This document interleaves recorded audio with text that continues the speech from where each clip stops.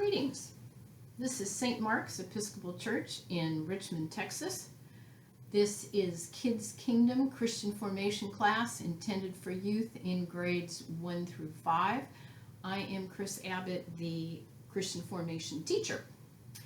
As you know, we're continuing these lessons on YouTube this fall, hoping that somewhere down the line we'll be able to return to in-person instruction, but in the meantime, YouTube is here and we're able to take advantage of it and use it.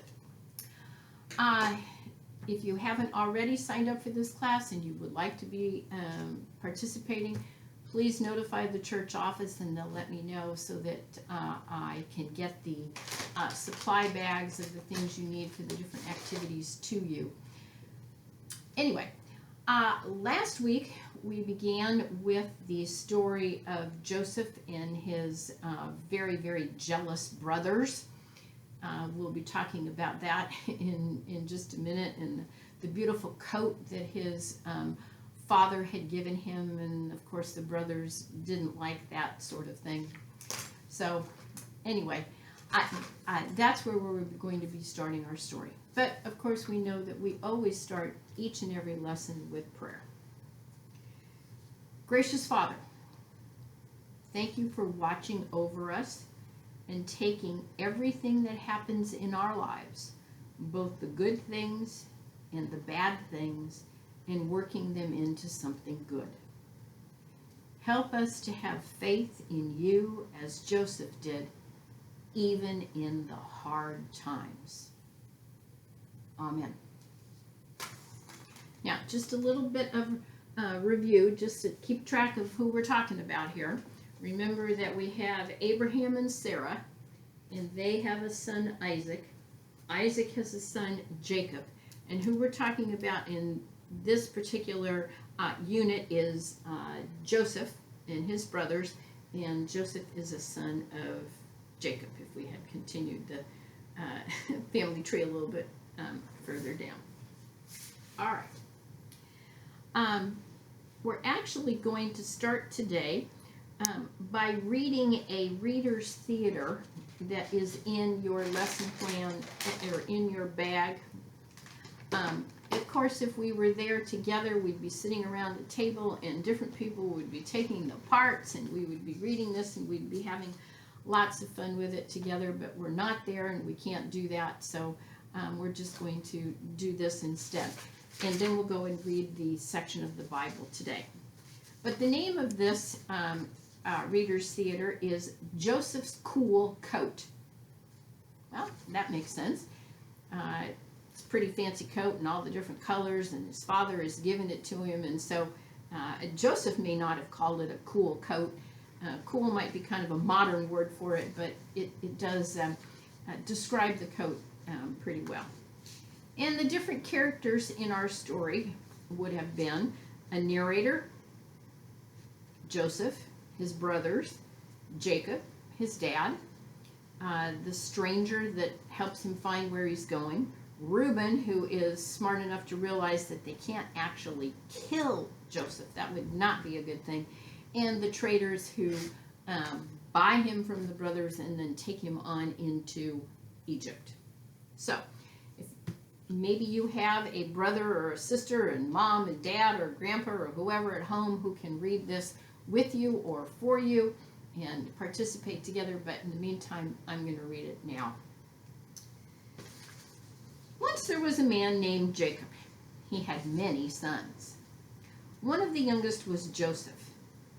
He was 17 and he sheep herded the flock with his brothers. But he was particularly special to his dad. Joseph, come over here. I have something for you. Who, me? Yeah, you. Check this out. Ever seen anything like it? Oh my gosh, Dad, that's incredible. You shouldn't have. It was nothing.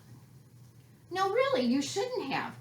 None of the other shepherds will be wearing one. It's so long in these sleeves. It'll be really hard to keep up with the sheep in that thing. And those wild colors. It'll be the dickens to keep clean. I don't know, it's just not done. I insist. You're just special is all. One of the last of my babies. Really, you must. Oh, all right. So Joseph started parading around the house in his fancy smancy coat. It really was too much. His brothers thought he looked like a clown. To tell the truth, Joseph did too. Then, to make matters worse, Joseph started having these dreams and telling everybody all about them. Family wasn't impressed. Ahem! Attention! Attention! Gather round! I have a dream to tell everyone about. Oh, for Pete's sake, do we really have to listen to this? Yes, listen to this dream I dreamed. There we were, binding the sheaves of wheat in the field, and suddenly my sheaf stood straight up. Then your sheaves gathered around it and bowed down to it. Isn't that wild? We're really starting to hate this guy. Attention! Attention! Gather round, I have another dream to relate. Oh, for crying out loud, not again! Yes, I've had another dream. This time, the sun, the moon, and the 11 stars were all bowing down to me. Joseph, don't you think you're getting a little carried away? Dad, what can I do? That's really how the dream went. Sometime after this, Jacob sent Joseph out to do some shepherding with his brothers. Joseph likely had his head in the clouds, and he got lost. Luckily, a stranger set him straight. Hello there, what are you looking for? My brothers. They're probably with a bunch of sheep. Now that you mention it, I did see that motley crew. They went that way. Thanks. Since Joseph was wearing his gaudy coat, which was definitely not suitable for shepherding, his brothers saw him coming a mile away. Let's throw him in this here pit. Good idea, but just don't hurt him. So when Joseph caught up to his brothers, they took his coat away and stuck him down in one of the nearby pits meant for collecting rainwater. And Joseph couldn't get out.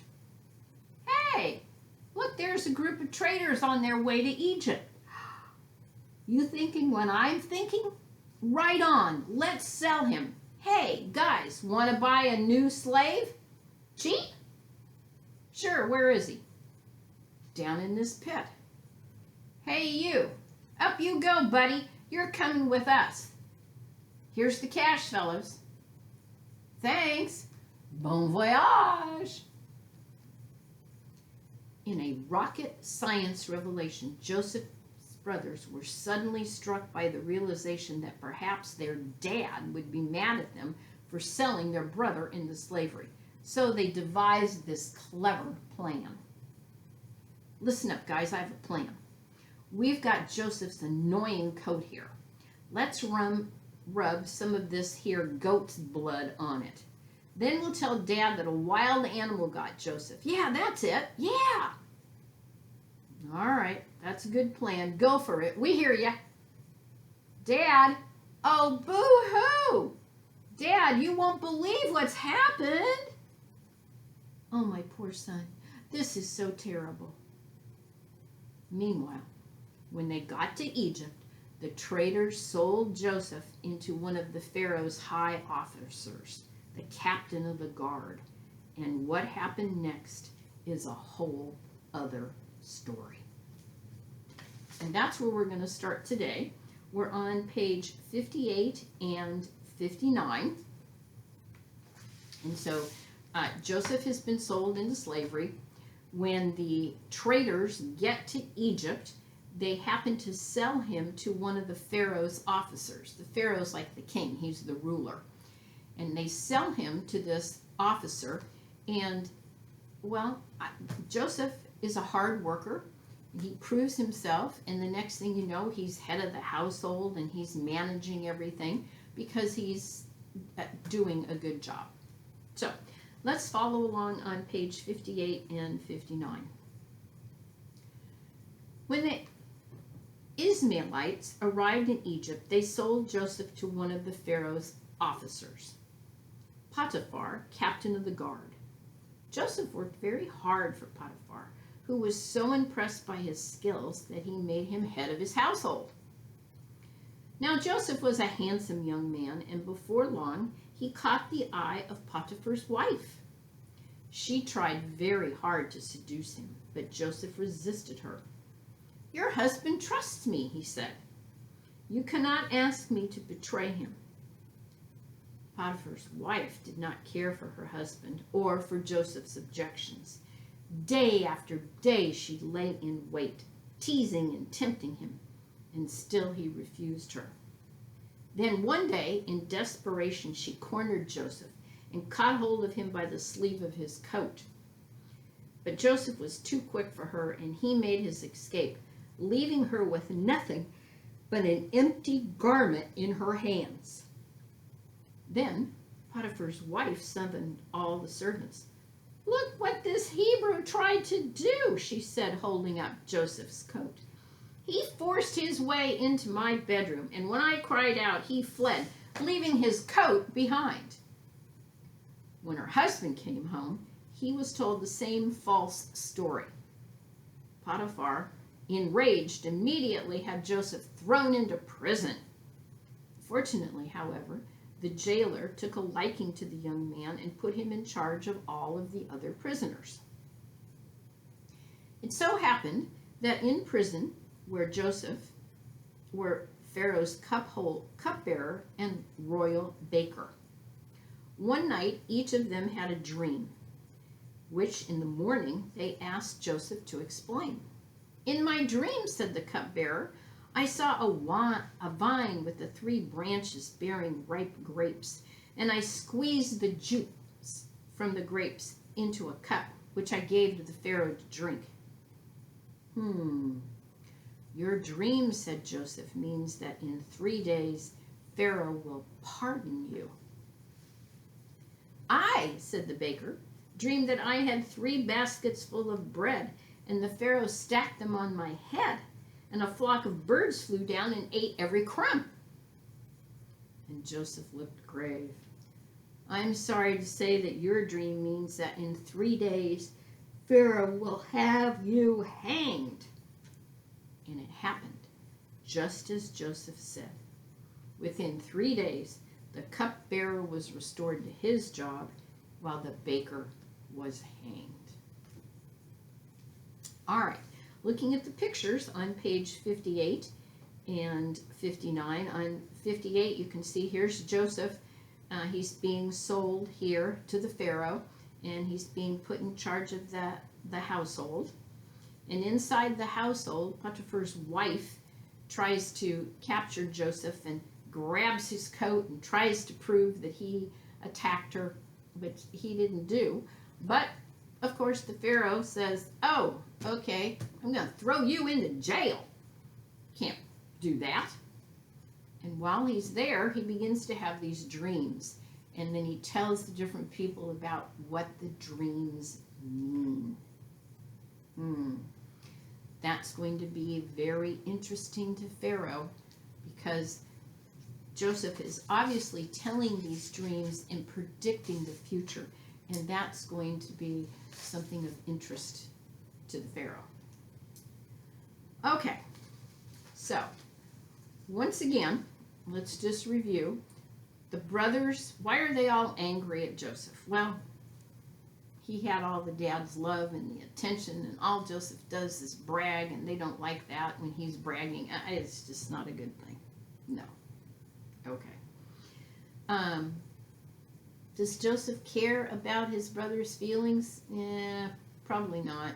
He knows he's his dad's favorite, and he's just going to talk about his dreams and his beautiful coat, and he's just not paying any attention.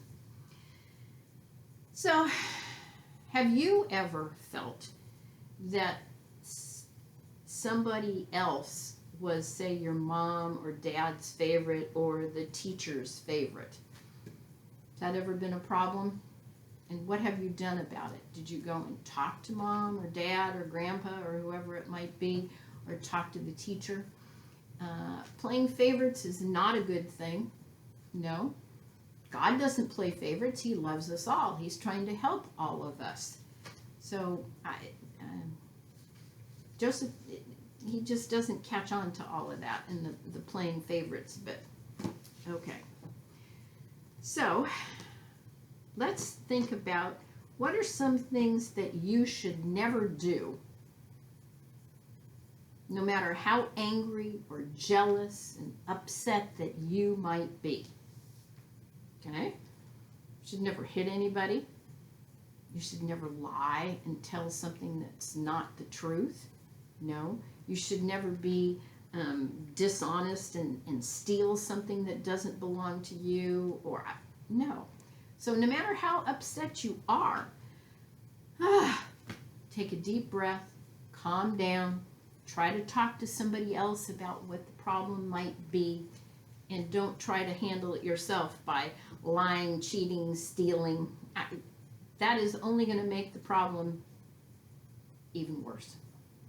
So, you know that I always have a challenge for you each week. Well, the challenge is to see if you can remember a tough spot you were in one time, when it just didn't seem like things were going your way. And where was God? And how were you going to handle this? And what were you going to do? And how did God help you during this difficult situation? And I'll give you an example. When my husband's company was transferred from Los Angeles to Dallas, I thought, whoa, I don't want to leave Los Angeles and California. I've spent my whole life there. Whoa, this is going to be hard. This is going to be difficult. How am I going to do this? And yet, we moved, and God helped me and helped our family. And our kids found new friends, and they became active in sports and scouts. I found a new teaching job. I made new friends at the school where I was teaching. And then I could take a deep breath and say, yes, God helped me through that very difficult situation. So see if you can think of a situation this week where you found yourself and God was able to help you and provide you with the assistance that you needed to get through whatever the challenge was. All right, you know that we always end our lesson with the Lord's Prayer. So, the Lord be with you. Our Father, who art in heaven, hallowed be thy name.